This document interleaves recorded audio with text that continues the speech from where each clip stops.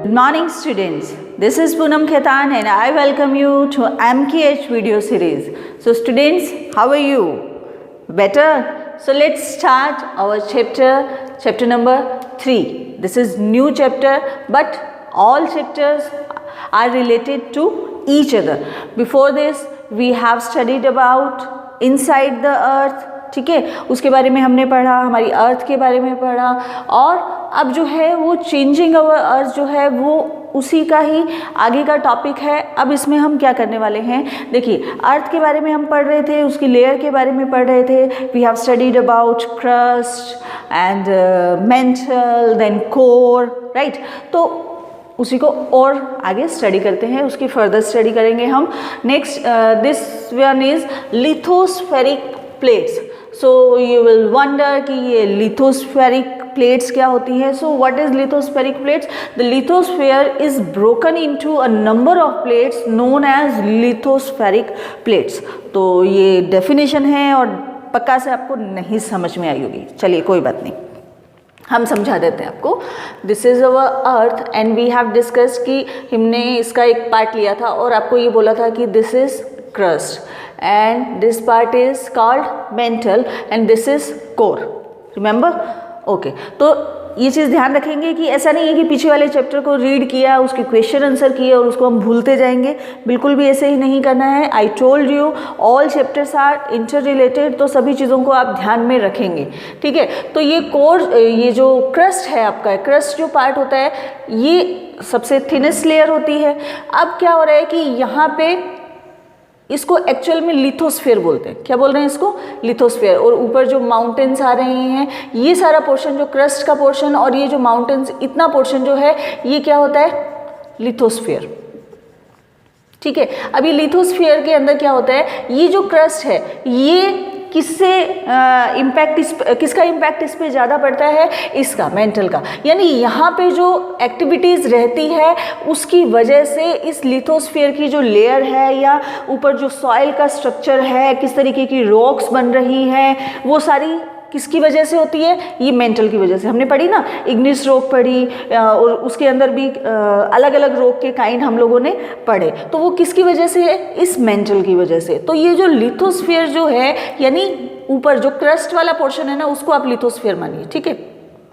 अब क्या हो रहा है कि मूवमेंट के कारण, वो मूवमेंट कैसे होती है, किस रीज़न से होती है, वो भी आगे फर्दर हम स्टडी करेंगे। लेकिन किसी भी इंटरनल जो मूवमेंट रहती है अर्थ के अंदर, अर्थ के इनसाइड, ऊपर नहीं, इनसाइड जो मूवमेंट रहती है उसकी वजह से ये जो प्लेट्स होती हैं, ठीक है, ये जो प्लेट्स होती है ये क्या हो जाती है? ब्रोकन हो जाती है। मतलब उनमें बीच में कुछ क्रैक्स आ जाते हैं या पार्टीशन हो जाता है, तो इसकी वजह से क्या हो जाता है? अलग अलग हो जाती है, लिथोस्फेरिक प्लेट्स बन जाती है। जैसे कि ये चपाती मान लीजिए आप, ठीक है, ये पिज़्ज़ा बेस देखा है आपने, ठीक है। पिज़्ज़ा बेस क्या होता है? प्लास्टिक के कवर के अंदर उसको पूरा वैक्यूम करके रखा जाता है। जैसे ही उसका कवर आप खोलेंगे और थोड़ी देर आप उसको ओपन छोड़ देंगे तो क्या होगा?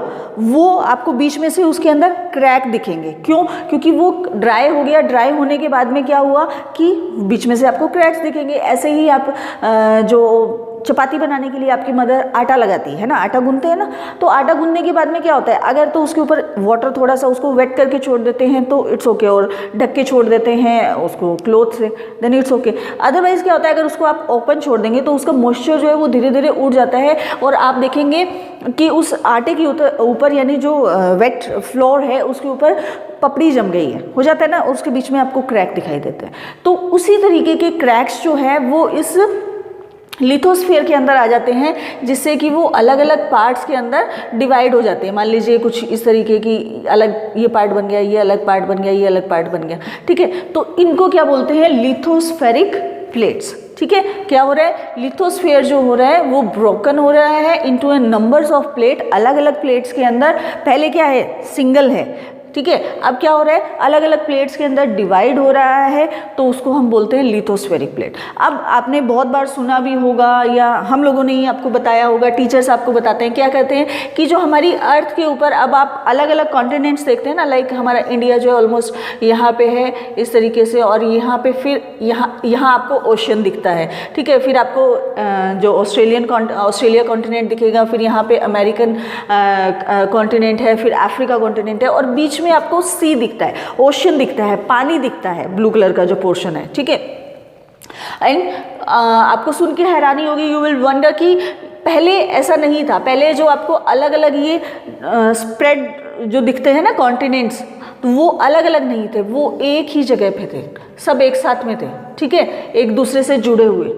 लेकिन ओवर द पीरियड मूवमेंट के कारण धीरे धीरे ये क्या हो गया, अलग, यूँ मान सकते हैं भी इनमें क्रैक्स आते गए, बीच में गैप आता गया, और ये धीरे धीरे अलग अलग मूव हो रहे हैं, अलग अलग डायरेक्शन के अंदर थोड़ा थोड़ा करके मूव हो रहे हैं, जिसके कारण जो है प्लेट्स बन गई हैं, उसी को बोलते हैं लिथोस्फेरिक प्लेट्स, राइट। चलिए अब आगे देखते हैं।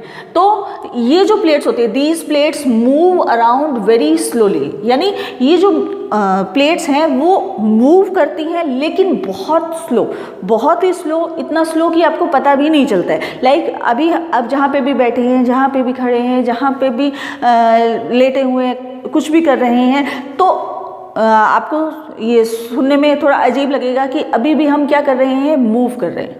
तो मूव कर रहे हैं, हमारी अर्थ मूव कर रही है, उसके अंदर जो मूवमेंट रह रहा है उसकी वजह से क्या हो रहा है कि हमारी जो सिचुएशन है, जो लोकेशन है, वो धीरे धीरे चेंज हो रही है। तभी तो मैंने आपको बताया कि पहले क्या थी, सारे कॉन्टिनेंट्स एक दूसरे के साथ में जुड़े हुए थे, बीच में कोई गैप नहीं था, कोई पानी नहीं था, पानी एक साइड में था, और जो सारे कॉन्टिनेंट्स हैं यानी लैंड जो एरिया था, यानी जो लिथोस्फेरिक है, वो क्या था, एक साथ जुड़ा हुआ था। अब क्या हुआ है कि चेंजेस आए हैं, और जिसकी वजह से ये दूर दूर हो गए हैं, बीच में गैप आ गया। लेकिन ये चेंजेस जो है वो ऐसा नहीं है कि आप अभी यहाँ पे बैठे हैं, थोड़ी देर बाद में उठेंगे तो आपका जो घर है वो इस डायरेक्शन से दूसरी डायरेक्शन में चला जाएगा, या जो रूम है वो यहाँ अभी 2 कदम की दूरी पे था, अब वो बहुत दूर हो गया, ऐसा नहीं है। तो ये चेंजेस होते हैं, बहुत साल लग जाते हैं, और बहुत सालों के अंदर ये कुछ इंच जैसा इसके अंदर चेंज रहता है। तो यानी 1000 ऑफ ईयर्स लगते हैं, तब जो वो लोकेशन जो है प्रॉपर आपको समझ में आती है कि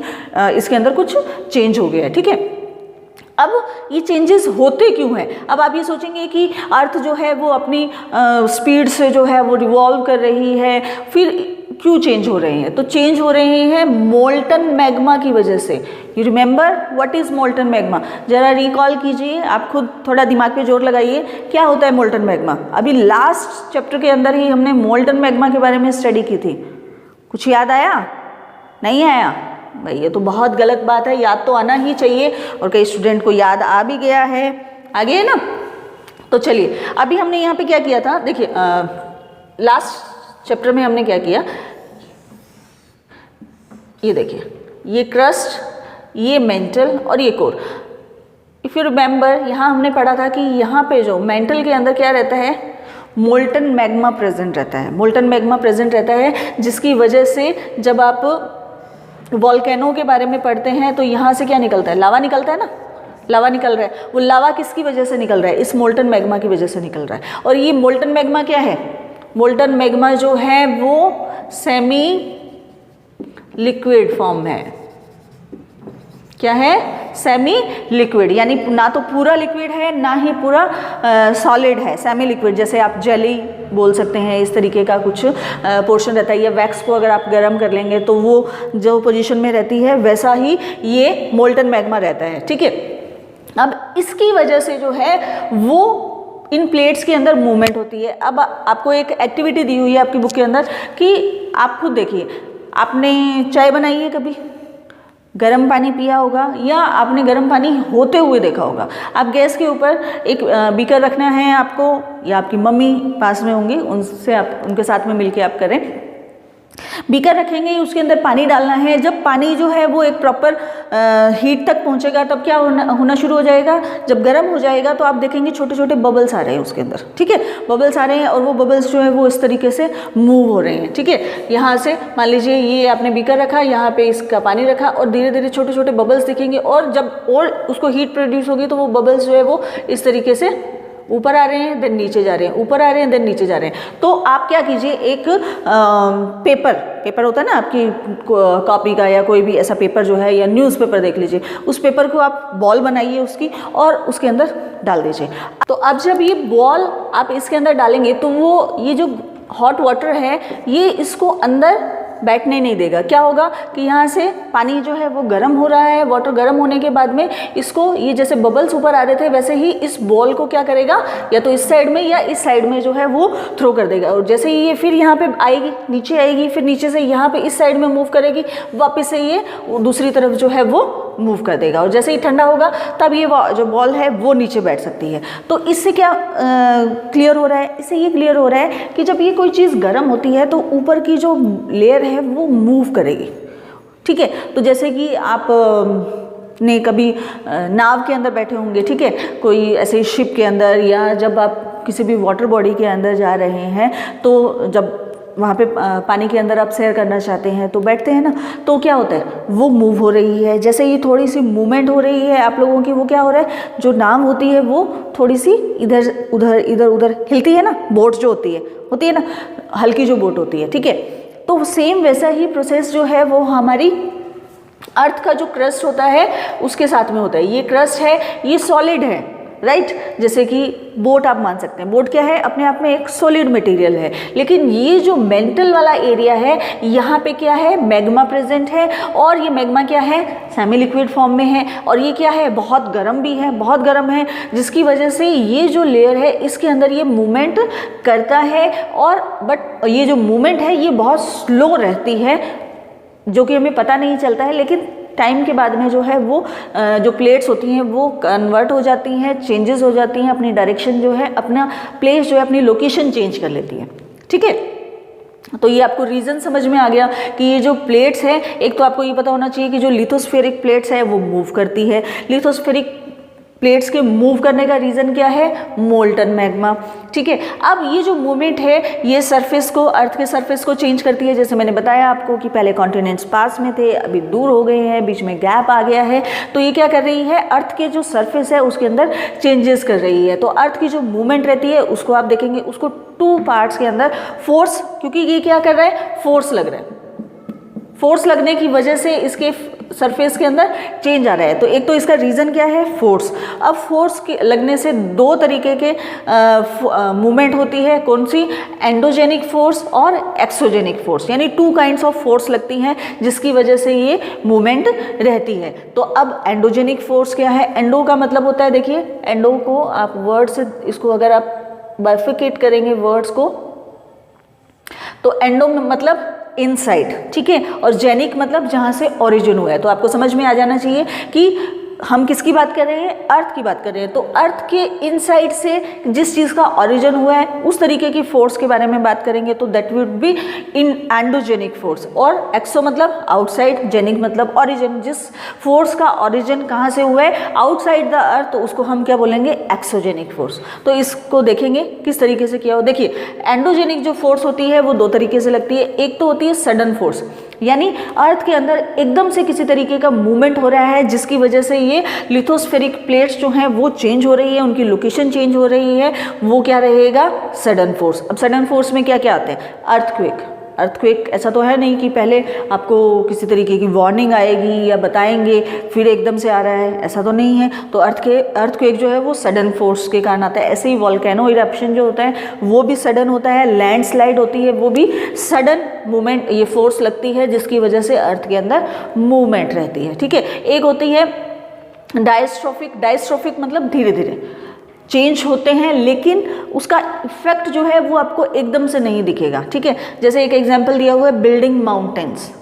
बिल्डिंग माउंटेन्स मतलब कि जो माउंटेन है, पहाड़ है, वो क्या हुआ है, वो निकले तो अर्थ के अंदर से ही है। यूं तो है नहीं कि ऊपर से कुछ चीज़ आके गिरी है और फिर जो है वो माउंटेन का रूप लिया है, ऐसा नहीं है। क्या होता है, ये जो लिथोस्फेरिक प्लेट्स होती हैं, जैसे इसको हम फ्लैट, ये अर्थ है नीचे, ये लिथोस्फेरिक अलग अलग प्लेट्स हैं, जिसकी वजह से क्या होता है कि जो मूवमेंट हो रहा है, इधर से इधर, इधर से इधर मूवमेंट हो रहा है, तो जब ये दो लिथोस्फेरिक प्लेट्स, यानी बीच में तो क्या है, क्रैक है, लेकिन जब ये लिथोस्फेरिक प्लेट्स जो हैं वो किसी फोर्स की वजह से टकराती हैं, कोलैप्स होती है आपस में, तब ये क्या हो जाता है, एक माउंटेन का रूप ले लेता है। इस तरीके से कोई चीज़ यूँ ऐसे कोलैप्स होगी तो फिर ये क्या हो जाता है, एक माउंटेन बन जाता है। ठीक है, तो इस तरीके से क्या बन रहे हैं, माउंटेन्स बन रहे हैं। तो ये माउंटेन्स जो है वो ऐसा नहीं है कि आप सोए रात को और सुबह देखेंगे अपने आस पड़ोस में तो एक वहाँ पे माउंटेन बन गया, ऐसा नहीं होता है। तो इसमें क्या लगता है, टाइम लगता है, तो इसको बोलते हैं डायस्ट्रोफिक। बट हो तो रहा है इनसाइड चेंज, है ना, ऊपर का कोई चेंज नहीं है उसमें, ऊपर से किसी तरीके का कोई भी प्रेशर नहीं लग रहा है, कोई फोर्स नहीं लग रही है। फोर्स कहाँ से लग रही है, अंदर से ही लग रही है। ठीक है, तो जिसकी वजह से इसके अंदर मूवमेंट हो रही है और एक नया स्ट्रक्चर बन के आ रहा है, तो ये आएगा तो एंडोजेनिक फोर्स के अंदर ही। लेकिन ये क्या आएगा, एक तो सडन फोर्स होती है, एक डायस्ट्रोफिक फोर्स होती है। डायस्ट्रोफिक मतलब धीरे धीरे किसी लैंड के अंदर चेंज आना, उसकी लोकेशन के अंदर चेंज आना। नेक्स्ट इज एक्सोजेनिक, जैसे कि नेम से ही पता चल रहा है, कहाँ से, आउटसाइड फोर्स, यानी अर्थ के आउटसाइड से अगर कोई फोर्स लग रही है उसको हम क्या बोलते हैं, एक्सोजेनिक फोर्स। एक्सोजेनिक जो फोर्स है वो क्या है, किस तरीके की हो सकती है, देखिए, इरोजनल या डिपोजिशनल। इरोजनल मतलब सॉइल के बारे में पढ़ा होगा आप, जो सॉइल होती है वो एक जगह से दूसरी जगह पे मूवमेंट कर जाती है, वो विंड के कारण कर सकती है, वो लैंडस्लाइड के कारण कर सकती है, वो वाटर के कारण कर सकती है। लेकिन वो क्या हो रहा है, इस क्रस्ट के ऊपर का पोर्शन है।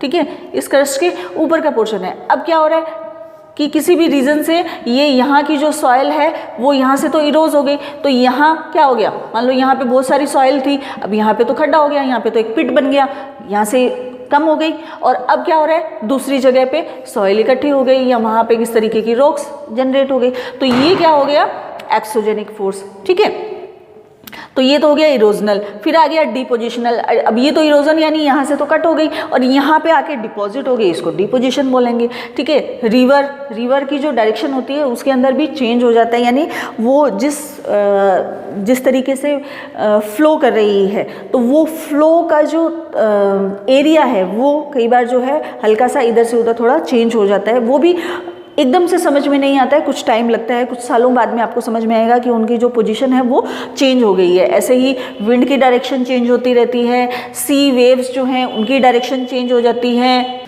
तो आप देखते हैं कि कुछ एंड्रोजेनिक फोर्स जो कि क्या कर रही हैं, सडन फोर्स प्रोड्यूस कर रही हैं, उनके बारे में जो कि मेन है प्रिसाइजली क्या है, वोल्केनो और अर्थक्वेक, जो कि क्या है, सडन फोर्स क्रिएट कर रही हैं, जिसके कारण से कुछ चेंजेस हमारी अर्थ के अंदर रहते हैं। तो देखेंगे वोल्केनो के बारे में, ऑल्दो हम जो सेकंड चैप्टर था उसके अंदर भी स्टडी कर चुके हैं, थोड़ा सा और पढ़ते हैं इसके बारे में।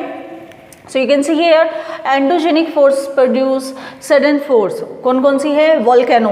It is a vent in a earth's crust through which molten magma erupts suddenly. ठीक है, तो इसको अब पिक्चराइजेशन से समझते हैं। ऑल्दो मैंने बोला आपको सेकेंड चैप्टर के अंदर बहुत डीपली हमने इसको स्टडी किया था। ये देखिए, ये हो गया आपका वोल्केनो। ये क्या है, एक वेंट निकल रहा है, यानी ओपनिंग माउथ बोल सकते हैं इसको। इस तरीके का एक होल है, गैप है, जिसके थ्रू जो है लावा जो है बाहर निकलता है। ठीक है, तो ये वेंट हो गया, एक पाइप बोल सकते हैं इसको आप, राइट।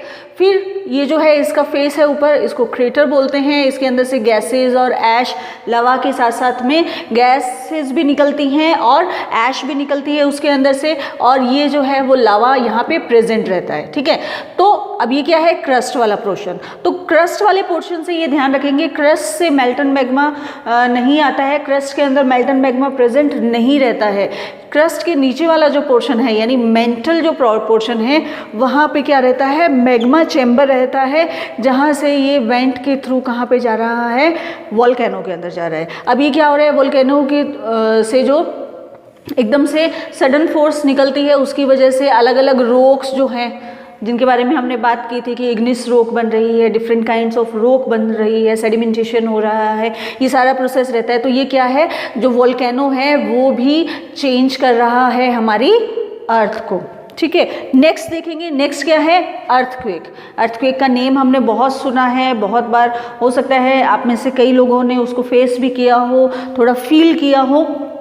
लेकिन अर्थक्वेक क्या है, देखिए, when the lithospheric plates, lithospheric जो प्लेट्स होती हैं वो मूव करती हैं, अभी बात की ना हमने कि जो लिथोस्फेरिक प्लेट्स हैं वो मूव करती हैं, उनके अंदर चेंजेस रहते हैं, कुछ सडन चेंजेस रहते हैं, कुछ जो है वो स्लो चेंजेस रहते हैं। तो उनके अंदर चेंज तो रहता ही है, किसकी वजह से होता है, किसकी वजह से होता है लिथोस्फेरिक प्लेट्स के अंदर चेंज, हमने पढ़ा, that is caused by Merton magma. Merton magma की वजह से लिथोस्फेरिक प्लेट्स के अंदर चेंजेस रहता है। तो अर्थ का जो सरफेस होता है वो क्या होता है, वाइब्रेट होता है, ठीक है। कोई भी चीज़ आप लाइक ये एक बहुत हार्ड सरफेस है, इसके नीचे आपने कुछ भी चीज़ रखा हुआ है किसी चीज़ के ऊपर, और इसके अंदर अगर ये मूवमेंट हो रहा है, नीचे वाली जिस चीज़ के ऊपर ये टिका हुआ है उसके अंदर मूवमेंट हो रहा है, तो ये जो पोर्शन है ये भी कहीं ना कहीं वाइब्रेट करेगा। अब जब ये वाइब्रेट कर रहा है तो जिसकी वजह से क्या हो जाता है, ये बाकी एरिया के अंदर भी स्प्रेड हो जाता है, ठीक है।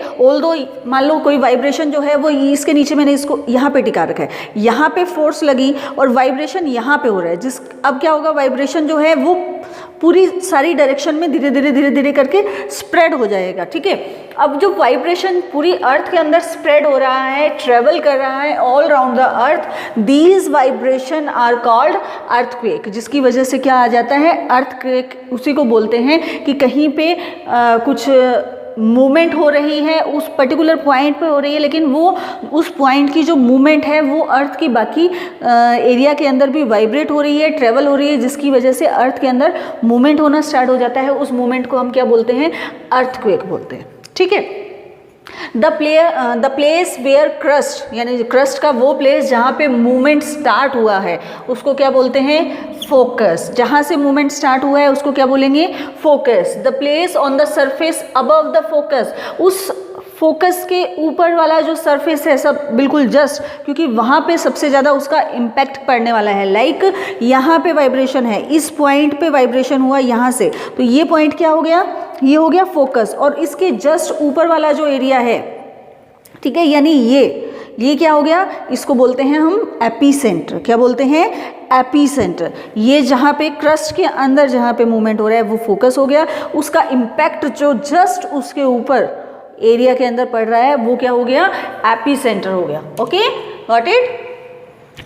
अब देखेंगे इसको, हम थोड़ा इसको डायग्राम से समझते हैं। देखिए, ये हमारी अर्थ का ये गोल, इसको एक पोर्शन के अकॉर्डिंग मैंने बनाया है, देखेंगे आप। अब ये क्या है, लेयर है, ये क्रस्ट, हमने ऊपर वाला पोर्शन जो है वो क्या है, क्रस्ट। अब अर्थ के अंदर इस पोर्शन के अंदर जो है वो मूवमेंट हुई, अब ये क्या हो गया, जहाँ पे मूवमेंट स्टार्ट हुई है दैट इज कॉल्ड फोकस। अब इसके जस्ट ऊपर वाला जो पोर्शन है, यानी अर्थ के ऊपर, लैंड सरफेस के ऊपर जो कोई भी जो एरिया आ रहा है, जो पर्टिकुलर कोई सिटी आ रही है या जो भी रीजन आ रहा है, उसको हम क्या बोलते हैं, दैट इज कॉल्ड एपीसेंटर। अब क्या हो रहा है, ये यहाँ से वेव स्टार्ट हुई है, अब ये क्या हो रहा है, इस तरीके से मूव करेंगे, तो सबसे ज़्यादा इम्पैक्ट तो इस पे पड़ने वाला है, एपीसेंटर पे।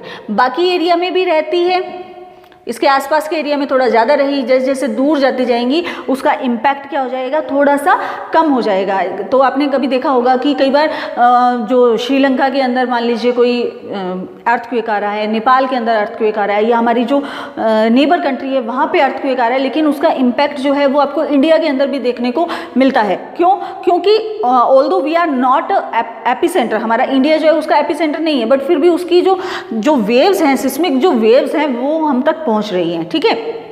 ऐसे ही यहाँ पे अगर किसी तरीके का अर्थक्वेक आता है तो हो सकता है बाहर की कंट्री में भी उसका कोई इम्पैक्ट पड़ता हो। तो ऐसा नहीं है जहाँ पे अर्थक्वेक आया है सिर्फ वहीं इम्पैक्ट पड़ेगा या वहीं पे उसका असर होने वाला है। वो वेव्स जो हैं वो स्प्रेड होती हैं और जितनी दूर जाती जाएगी उसका इम्पैक्ट कम हो जाएगा, जितनी पास होगी उसका इम्पैक्ट उतना ही ज़्यादा होगा। जो एपीसेंटर होता है वहाँ पे लॉस जो होता है वो मैक्सिमम होता है। ये क्या हो गई, ये सिस्मिक वेव्स हैं। ये क्या हो गया, फोकस जहाँ से स्टार्ट हो रहा है, जहाँ पे जस्ट ऊपर वाला एरिया जो लैंडस्केप का एरिया है वो एपीसेंटर हो गया, इस पर इम्पैक्ट सबसे ज़्यादा रहेगा।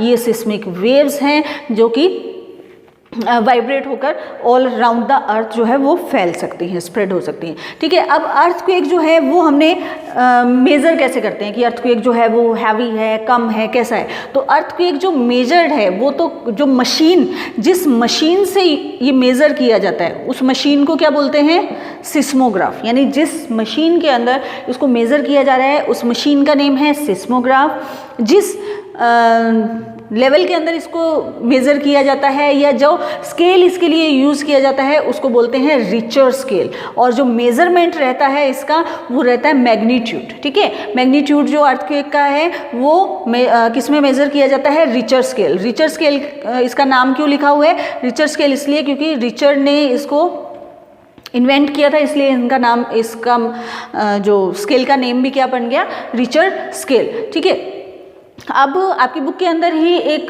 केस दिया हुआ है गुजरात जो एरिया है हमारी इंडिया के अंदर, वहाँ पे एक एरिया है भुज का एरिया है।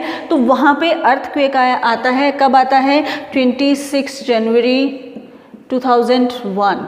And I remember the day because क्या होता है 26 जनवरी को क्या होता है, हमारा रिपब्लिक डे होता है। हम सब जो है, मेरे फ्रेंड्स जो हैं, हम क्या कर रहे थे, हम स्टेडियम के अंदर प्रोग्राम देख रहे थे, हमारी सिटी के अंदर प्रोग्राम हो रहा था। तो इस तरीके से एकदम से सुबह जो है वो अर्थक्वेक आता है।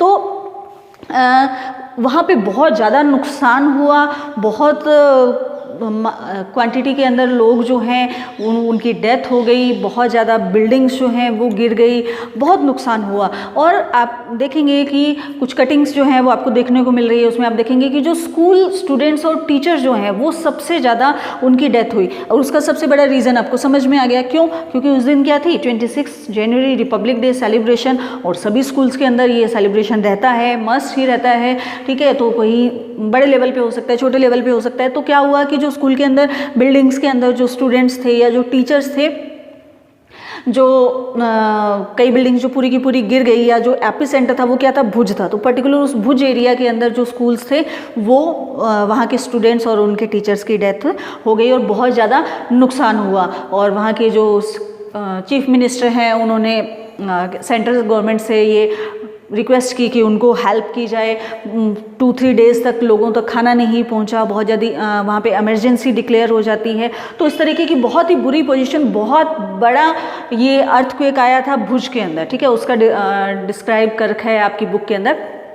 ऑल्दो अर्थक्वेक जो है वो अनप्रिडिक्टेबल है, उसको आप पहले प्रिडिक्ट नहीं कर सकते हैं। ठीक है, कि जैसे मॉनसून है, मॉनसून हमारी कंट्री के अंदर आता है, तो जो फोरकास्टिंग जो टीम रहती है वो थोड़ा उसको फोरकास्ट कर लेती है कि इतनी डेट को जो है वो मुंबई में एंटर होगा, इतनी डेट को इस सिटी में एंटर होगा। तो इस तरीके की प्रिडिक्शन रहती है। लेकिन अर्थक्वेक जो है वहाँ पे कोई भी प्रिडिक्शन काम नहीं करती है, लेकिन कुछ ऐसी चीज़ें आप कर सकते हैं जिससे उसके होने वाले नुकसान से आप कहीं ना कहीं बच सकते हैं। तो आप पुराने टाइम में अगर देखेंगे तो हमारे जो बड़े बुजुर्ग थे या वो क्या करते थे कि क्योंकि प्रिडिक्शन तो आज भी नहीं है, तो जो मूवमेंट होती थी ना, एनिमल्स की मूवमेंट होती थी, उससे उनको थोड़ा आइडिया लग जाता था कि कुछ गड़बड़ होने वाली है या अर्थक्वेक आने वाला है। जैसे कि फिश जो होती हैं, कोई पोंड है या सी है और ओशन है, वहाँ पे क्या रहती हैं, जो फिशेज रहती हैं। ठीक है, यहाँ पे,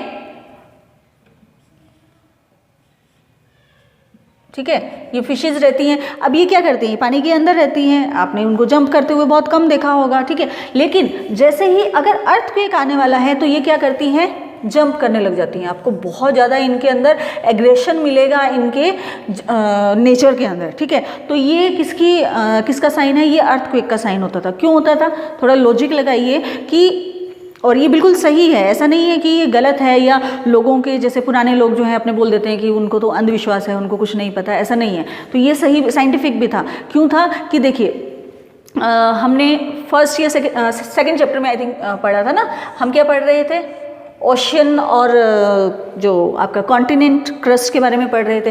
तो ये कॉन्टिनेंट था और ये था ओशियन। तो ये क्या था, इसका सरफेस क्या है, नीचे है ओशियन का सरफेस। अब क्या है, और ये किसके पास में है, अर्थ के जो डीप हम जा रहे हैं उससे ओशन ज़्यादा पास में पड़ता है। तो यहाँ से अगर कुछ मूवमेंट हो रही है, किसी तरीके की वाइब्रेशन हो रही है, तो इनको पहले पता चलेगा।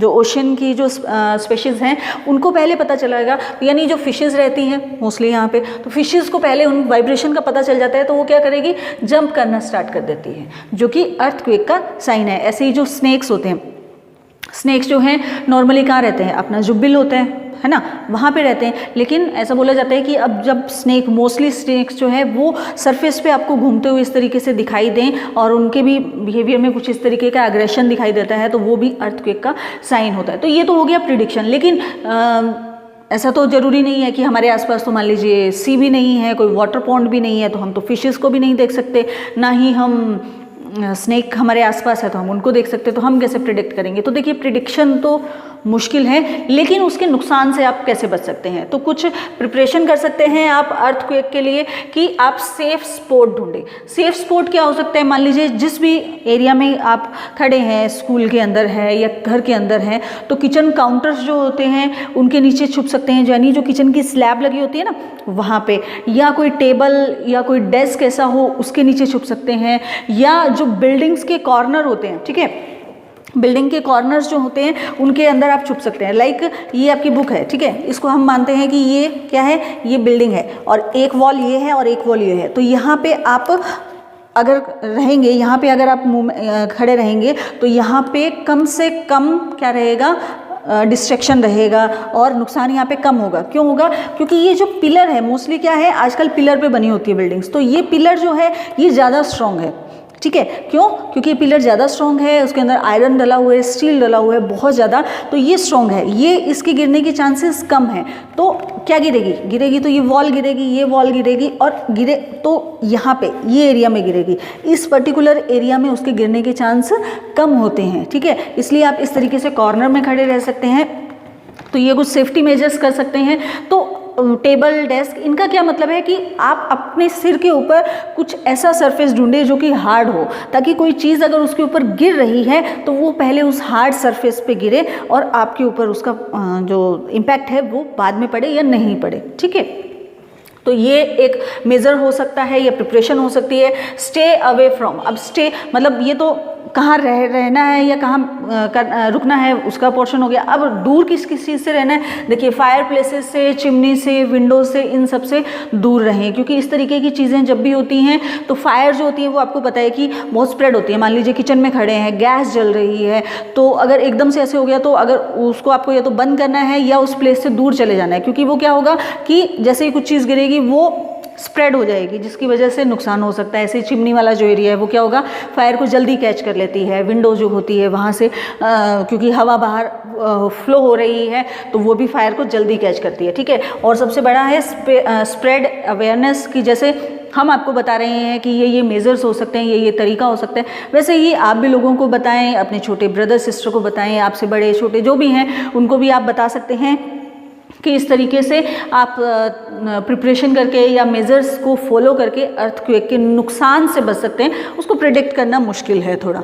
ठीक है स्टूडेंट्स। तो ये हमने आज चीज़ें पढ़ी हैं जो हमारी अर्थ के अंदर चेंजेस हो रहे हैं, कितनी तरीके की फोर्स लग रही है, 2 टाइप्स की फोर्सेस लग रही है, एक्सोजेनिक और एंडोजेनिक। एंडोजेनिक फोर्स यानी सडन फोर्सेस जो लगती हैं, वोल्केनो, अर्थक्वेक, लैंडस्लाइड्स भी इसी का ही पार्ट है, अर्थक्वेक का ही मोस्टली पार्ट रहता है, जिसकी वजह से क्या होता है कि लैंडस्लाइड्स हो जाती हैं। तो ये जो है वो क्या है, बाहर से लगने अंदर से आने वाली फोर्सेस हैं। इनसाइड जो फोर्स लग रही है अर्थ के अंदर से ही, वो जिनकी वजह से हमारी अर्थ के अंदर चेंजेस हो रहे हैं, उनकी लैंडफॉर्म के अंदर चेंजेस हो रहे हैं, लिथोस्फेरिक प्लेट्स के अंदर चेंजेस हो रहे हैं, उनके बारे में पढ़ा, ठीक है। तो ये वॉल्केनो, अर्थक्वेक, इन सब के बारे में हमने डीप स्टडी की, उनसे रिलेटेड आप क्वेश्चन भी अपने करेंगे, स्टडी करेंगे। I hope you like this video. इसका जो नेक्स्ट पार्ट है वो हम नेक्स्ट लेक्चर में कवर करेंगे। मिलते हैं नेक्स्ट वीडियो में। Till then students, take care, have a nice day.